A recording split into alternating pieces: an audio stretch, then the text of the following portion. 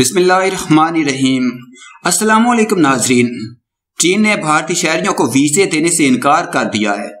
اس حوالے سے media reports میں بتایا گیا ہے کہ چین نے کیلاش من سروار یاترا کے لیے بھارتی شہریوں کے ایک گروپ کو ویزے دینے سے انکار کر دیا ہے۔ بھارت کی طرف سے مقبوضہ جموں کشمیر اور لداخ کی حیثیت تبدیل کرنے کے فیصلے کے بعد چین نے سخت تشویش کا اظہار کیا تھا۔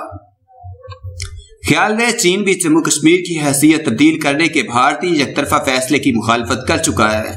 اپنے ایک بیان میں چینی سفیر ژاؤ جنگ کا کہنا ہے کہ جموں کشمیر کی حیثیت ایک متنازع علاقے کی ہے۔ اقوام متحدہ کی قرارداد پاکستان اور بھارت کے درمیان معاہدے ریکارڈ پر موجود ہیں۔ دونوں ممالک کو عالمی قوانین اور اصولوں کی پاسداری کی جانی چاہیے۔ چینی سفیر ژاؤ جنگ کا مزید کہنا تھا کہ امید ہے پاکستان اور بھارت کشمیری عوام کے مستقبل کے لیے بہتر فیصلہ کریں گے۔ پاکستان اور بھارت کا بہتر فیصلہ پورے خطے کے لیے مفید ہوگا۔ چینی سفیر نے کہا کہ چین اقوام متحدہ کی سیکیورٹی کونسل کا مستقل رکن ہے۔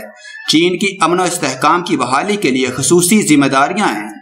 پاکستان اور چین ہمیشہ انصاف اور عالمی قوانین کی پاسداری کے لیے ساتھ رہے۔ واضح رہے کہ عالمی کمیشن ICJ نے بھارت کی جانب سے آرٹیکل 370 کی منسوخی پر تشویش کا اظہار کرتے ہوئے کہا ہے کہ بھارتی حکومت جموں کشمیر میں انسانی حقوق کا تحفظ یقینی بنائے۔ عالمی کمیشن ICJ نے کشمیر کی خصوصی حیثیت کے خاتمے کی شدید مذمت کی اور کہا کہ اس اقدام سے بھارت میں قانون کی حکمرانی اور انسانی حقوق کو دھچکا لگا۔ ICJ کے سیکرٹری جنرل سام ظریفی کا کہنا تھا کہ بھارتی حکومت کا اقدام ریاست کشمیر کا درجہ متاثر کرے گا۔